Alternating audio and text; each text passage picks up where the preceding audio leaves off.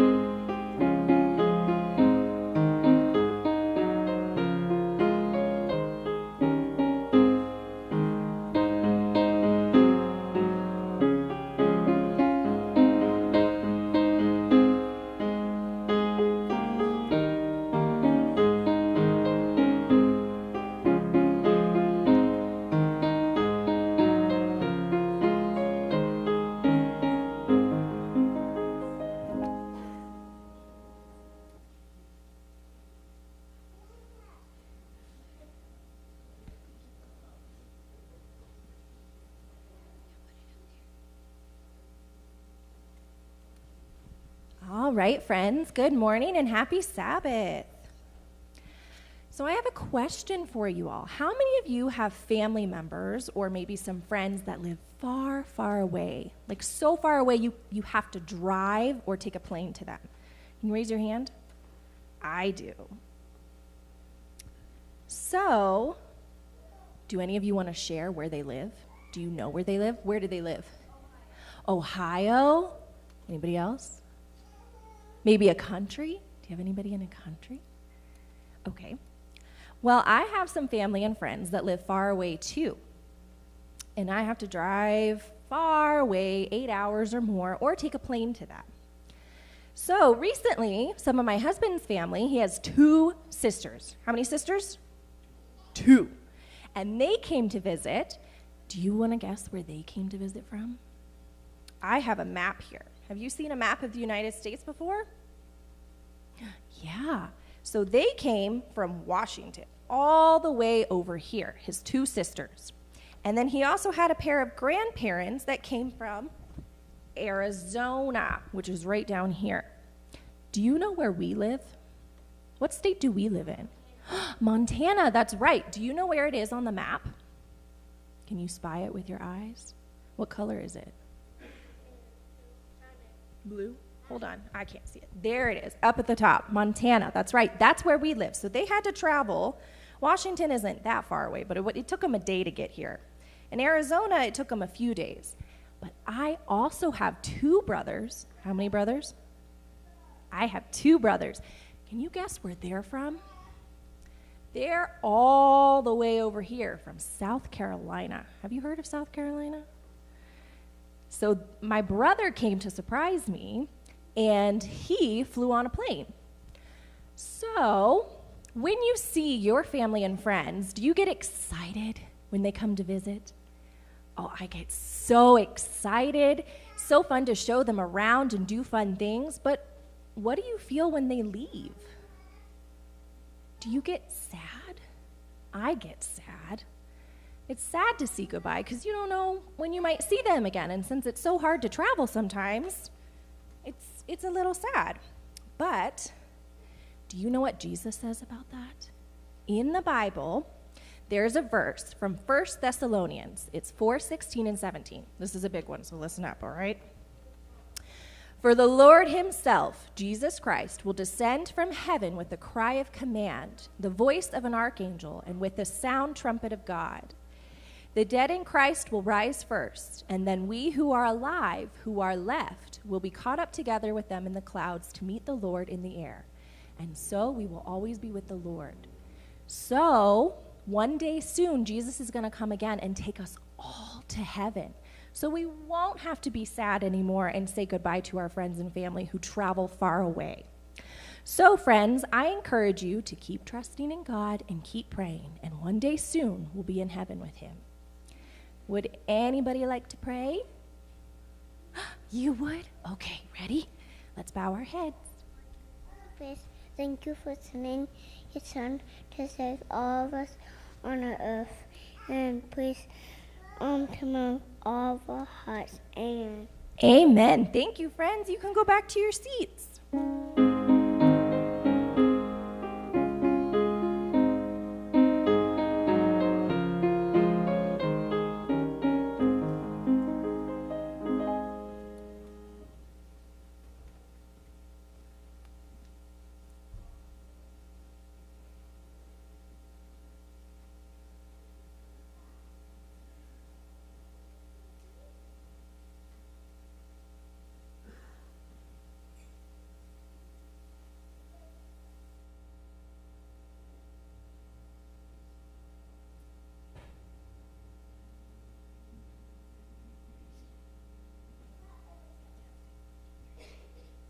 Testing, 1, 2, 3.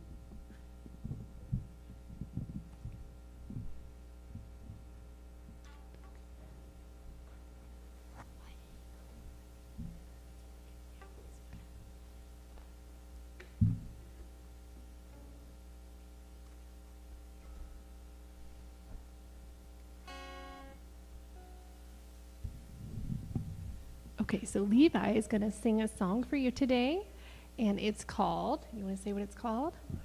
I'll say it here. Lord, I need you. And who is it by? Matt Mayer.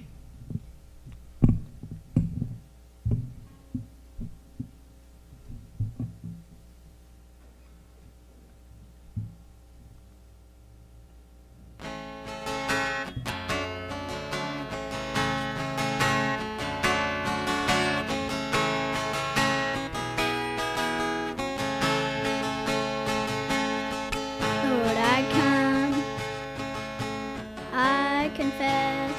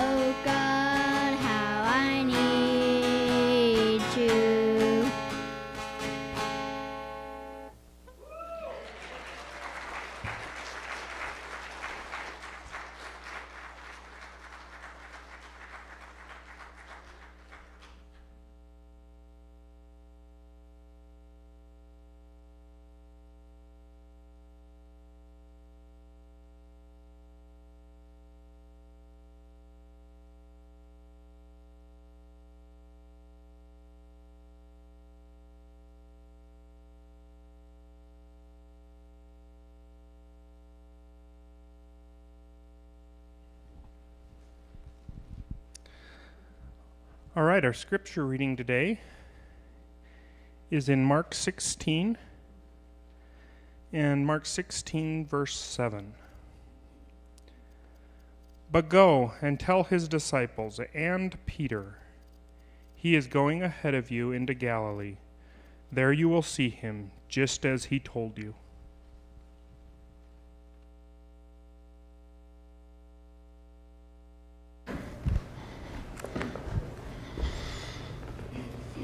Good morning, church.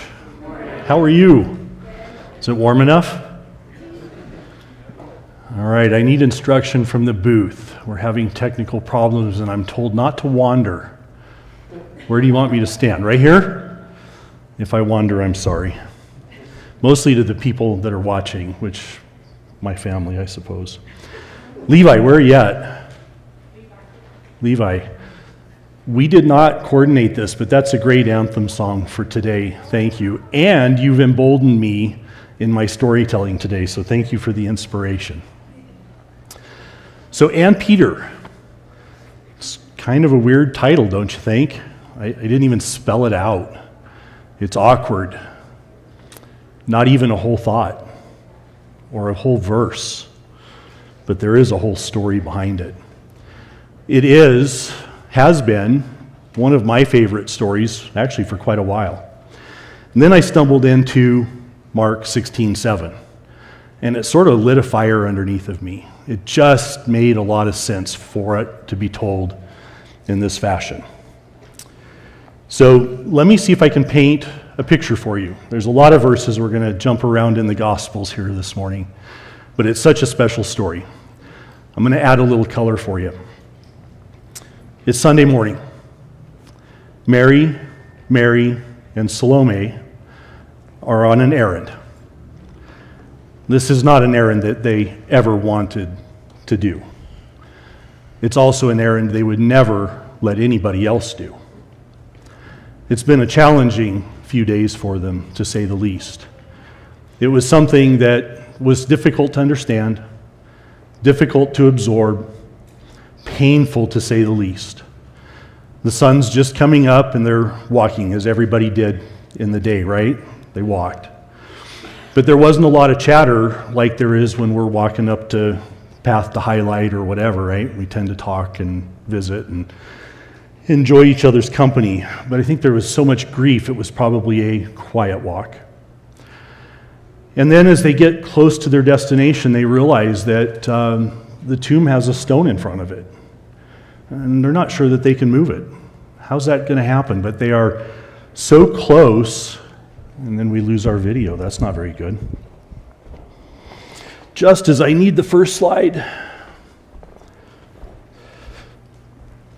But when they get about to their destination and they can see the tomb, they realize their worries are for naught. The stone's been moved. But that can't be good, can it? So I think there's more confusion stacked on top of pain and misunderstanding. But they've got to go and see. There's no option. There's no choice. This is somebody they love that they followed. So they go and they stick their head in, and we end up at Mark 16. They see a young man sitting where the body should have been. And he says, "Don't be alarmed. You are looking for Jesus the Nazarene, who was crucified. He has risen. He is not here. See, this is the place they laid him. But go, tell his disciples and Peter, he is going ahead of you to Galilee." Let's see if we can get our technology to work for us here this morning. It is one of those mornings, I fear.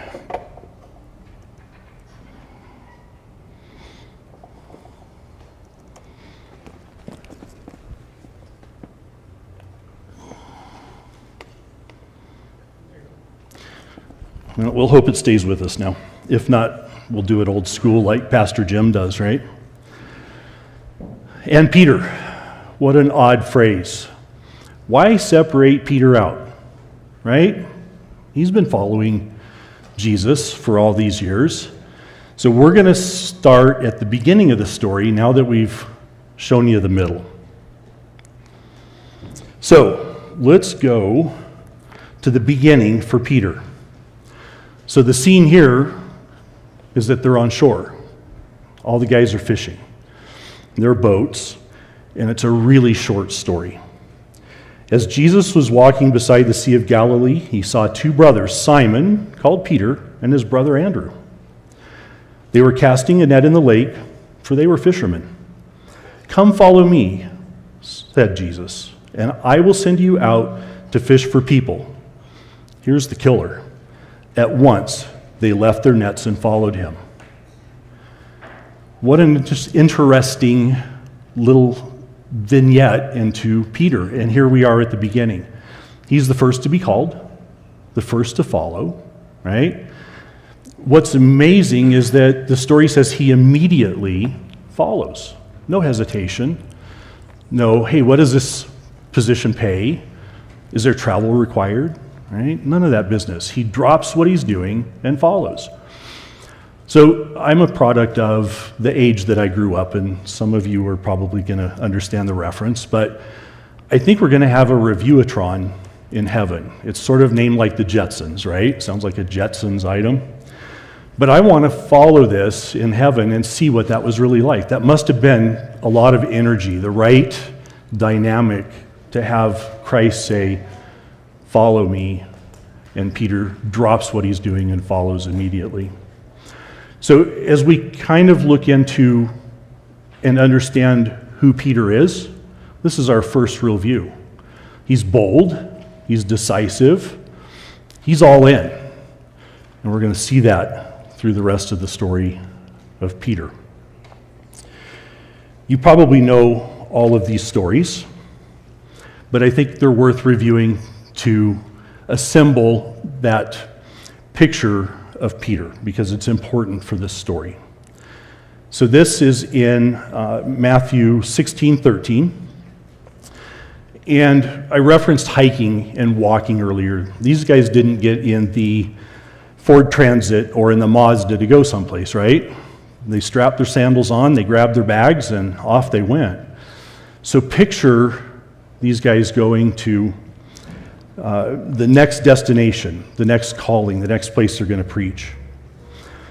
They come along the area is Caesarea Philippi, and it says here, when Jesus came to the region of Caesarea Philippi, he asked his disciples, "Who do people say the Son of Man is?"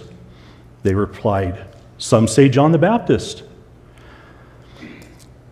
Others say Elijah, and others still Jeremiah, or one of the prophets." Then he asked the real question, "But what about you? Who do you say I am?" Pause for just a minute. This is that pregnant question, right? There's that pause where I think no one wants to answer. No one's said it before. No one's willing to go out and be the first one to say it and risk getting it wrong. Perhaps they've said it and talked amongst each other about what this answer might be and who this Jesus guy they're following really is. I picture them standing around maybe at a well, and they're checking their feet out and they're not wanting to make eye contact and have to be the one to actually say it and answer it. Maybe they're kicking stones or drawing with their toes or something, right? But we have a recording here that Simon Peter answered, "You are the Messiah, the Son of the living God." I wondered for a little while, was he the loudest one to say it? That didn't feel right. He was probably the first one to say it. He's the bold one. It fits his profile, right? I see Jesus reaching in the side pocket of his backpack and he pulls out a row of stickers and he gets to hand one to Peter because, right, Peter got it right. This sticker's going on the chart. So here we have Peter stepping forward. He is the courageous, the outspoken, the unfiltered.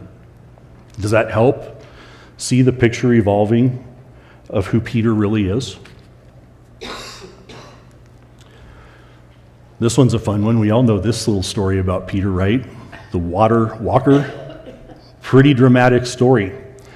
The setup to this one is that they just got done feeding a whole multitude while Jesus preached. I can only imagine how exhausting that is. I've prepared for this morning. Can you imagine preaching to 5,000 people and there's no PA? And they're hungry and they're hot, probably a lot like today, but they're sitting outside in the sun. And then we start feeding them and they've got food. It's a miracle. It's a long day. So Jesus sends them across the sea, and I think he needs some time alone. You guys watch The Chosen. I really have enjoyed a lot of what happens in The Chosen, but for as much as he loved the disciples, I think the day had to have been challenging and he needed some alone time. So he sends them away and he takes time to pray. I'm going to pick this one up at Matthew 14:22. Now let's pick it up at 25. So shortly before dawn, Jesus went out to them. So they're out on the lake. We have rivers. They didn't, or they did, but they were on the lake. When the disciples saw him walking on the lake, they were terrified. "It's a ghost," they said, and cried out in fear. There's real emotion here. But Jesus immediately said to them, "Take courage, for it is I. Don't be afraid." "Lord, if it's you," Peter replied, "tell me to come to you on the water." "Come," he said. All right, I have to stop. If I'm on that boat, and I'm not on a boat nearly like fishermen are, right? They spend a lot of their life on the boat. And it's stormy, and you're afraid. Peter wants to get out on the water? That's his first thought? It wouldn't have been mine. I'd have been spread out trying to hold myself in the boat and hope it all goes away. But that's not Peter, right? Then Peter got down out of the boat, so it must have been a pretty good-sized boat to have to step down out of it, and walked on the water and came toward Jesus. But when he saw the wind, he was afraid and immediately began to sink and cried out, "Lord, save me." I don't know about you, but that's a pretty amazing story, right? Let's see. I let my slide trail behind me here too much, I think. I love the last line of this slide. Peter steps out of the boat, out of what is safe, and he steps out into the uncertain, to the unknown, really into the impossible. But Peter was ready to do it. Fun little fact, right? Who do we know that's walked on the water? Two people, Jesus and Peter. I love the tie-in to the title with that thought. Another little vignette to consider the personality of Peter.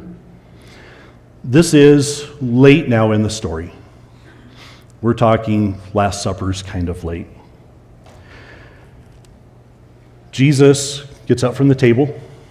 He goes to the back of the room quietly. There's not a lot of fanfare. It's an act of servitude. And he comes forward with the towel wrapped around his waist and the basin of water, and he starts washing the disciples' feet. And I love what Peter has to say about it. This is John 13:6. He came to Simon Peter, who said to him, "Lord, are you going to wash my feet?" You can hear the incredulous questioning. This just can't be possible. This makes no sense. This is my teacher. He's not going to wash my feet. And he knows he's the Messiah. He confessed it earlier. Jesus replied, "You do not realize now what I am doing, but later you will understand." Classic Peter. "No," said Peter, "you shall never wash my feet."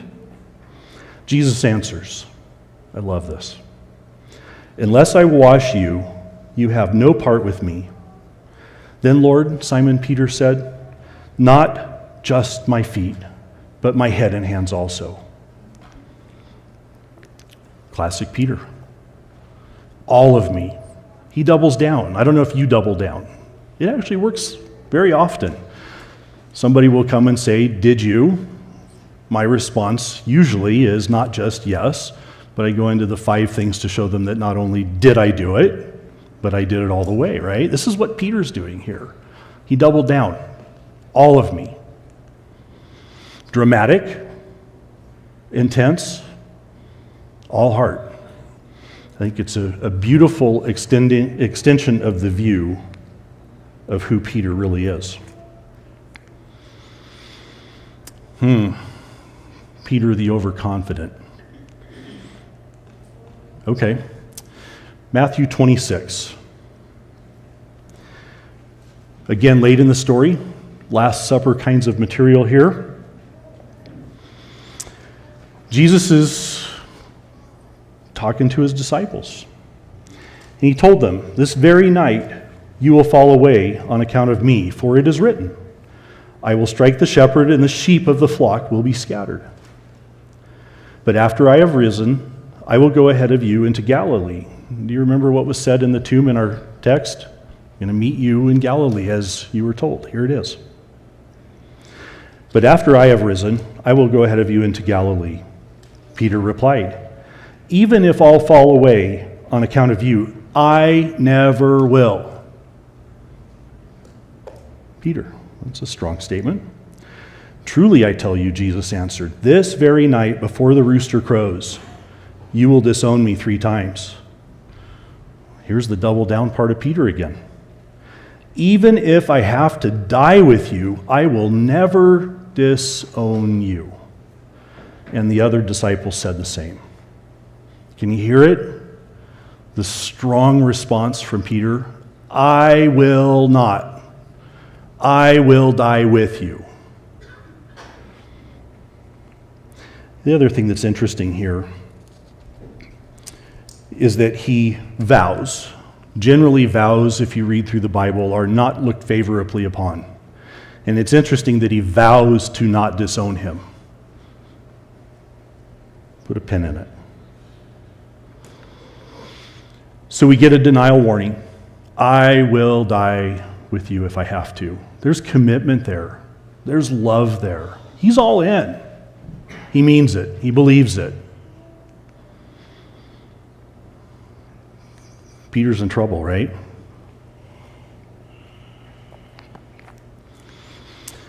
Well, it's true, and we know the story, and we see the rooster on the screen, right?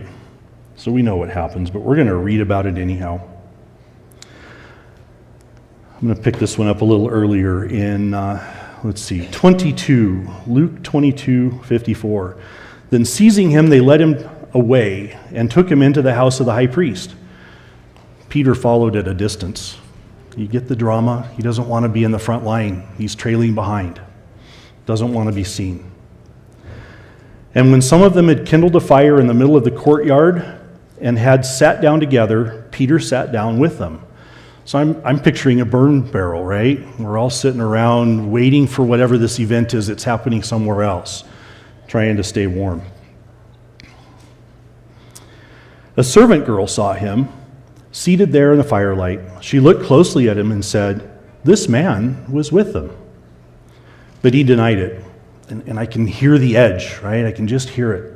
'Woman, I don't know him.' He said," I'm underlining this, and we're going to come back to it in a minute. "A little later," the time frames are important here. "A little later, someone else saw him and said, 'You are also one of them.'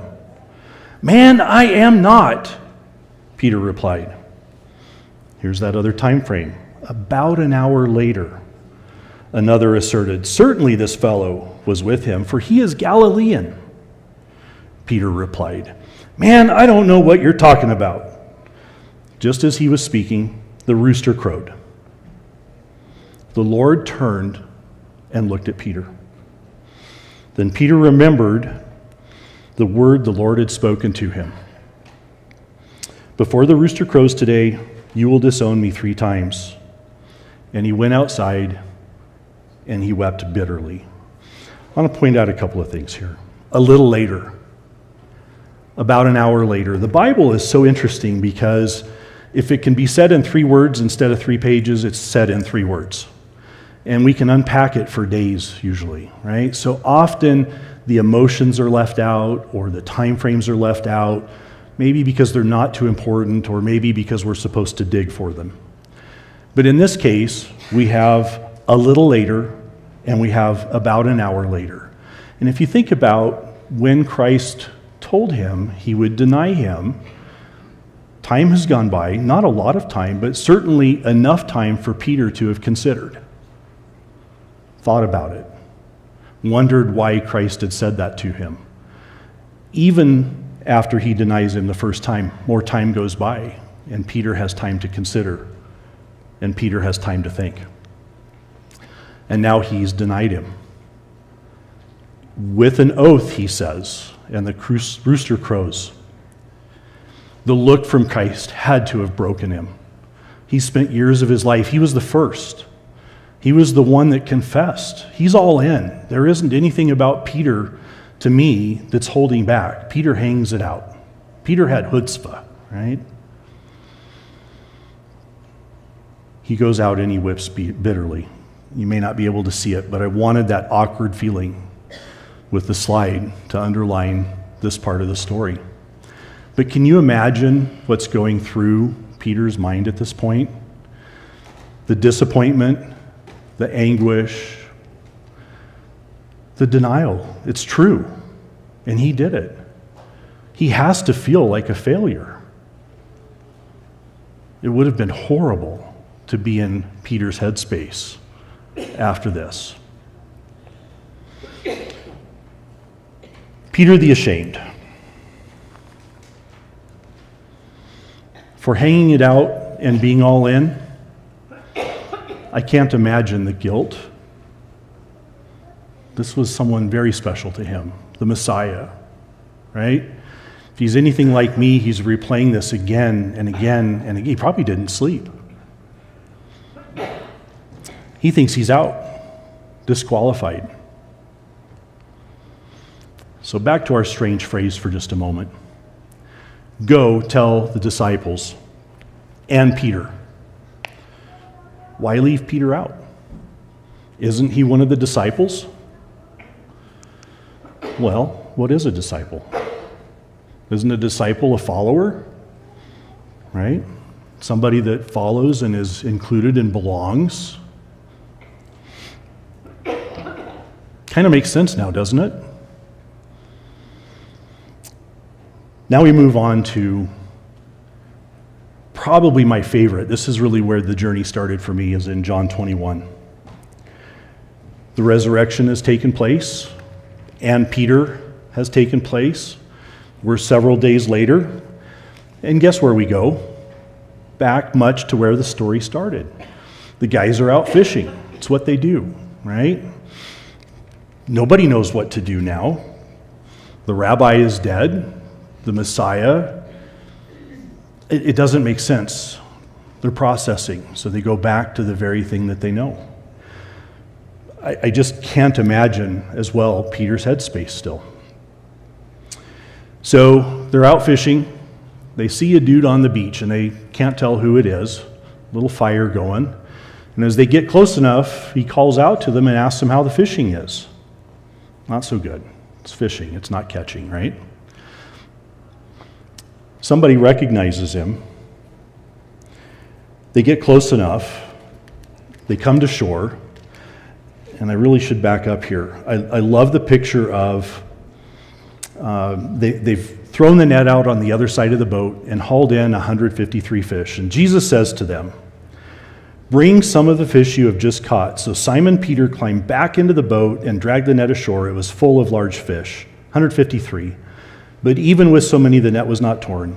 He said to them, "Come and have breakfast." None of the disciples dare ask him, "Who are you?" Have you ever thought about that one? They're standing right there with him. Doesn't he look the same and sound the same?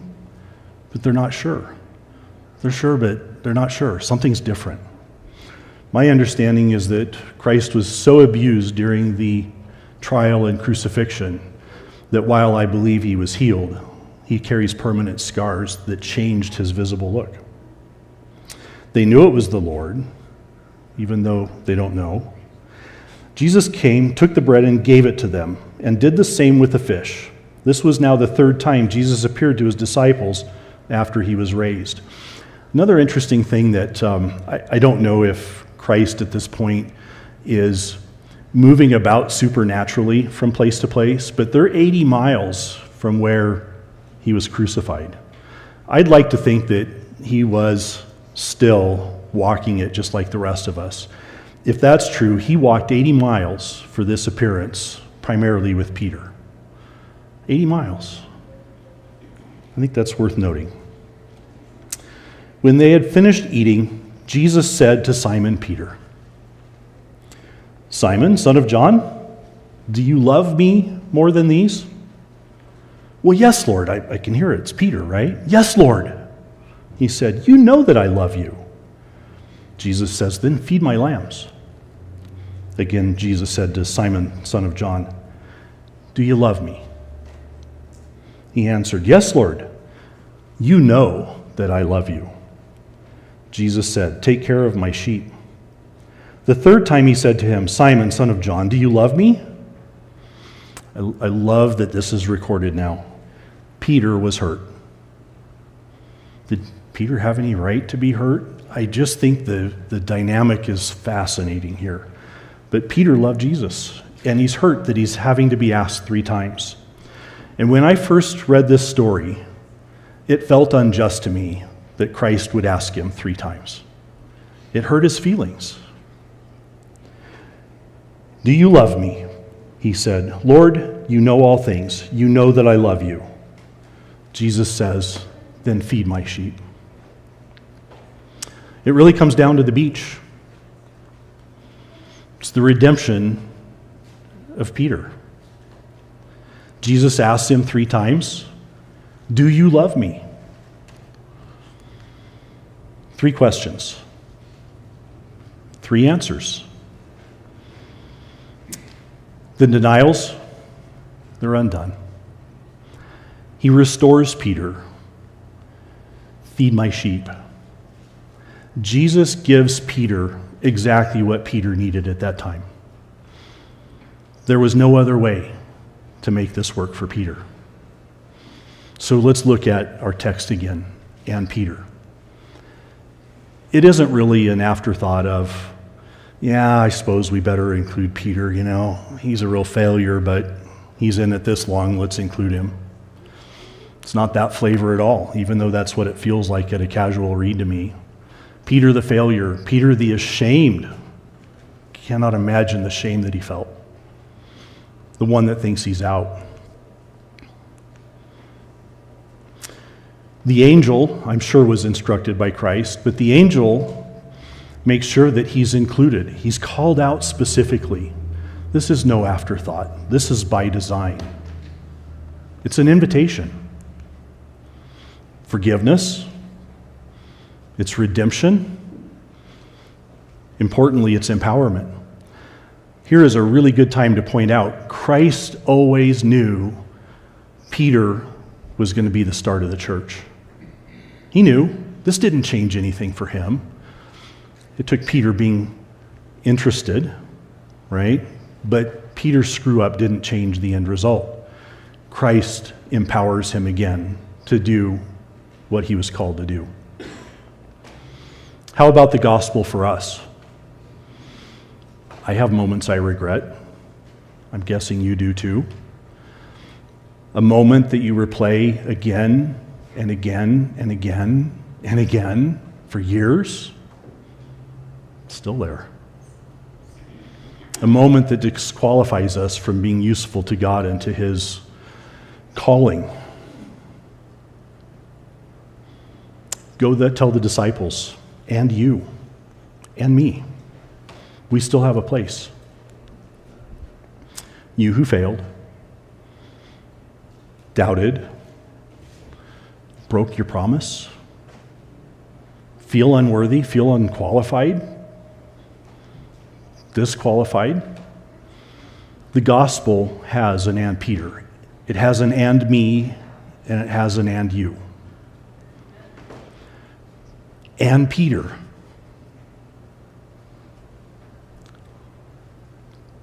It's not an afterthought. It's grace. It's the gospel in 2 words. He doesn't forget you. He restores you.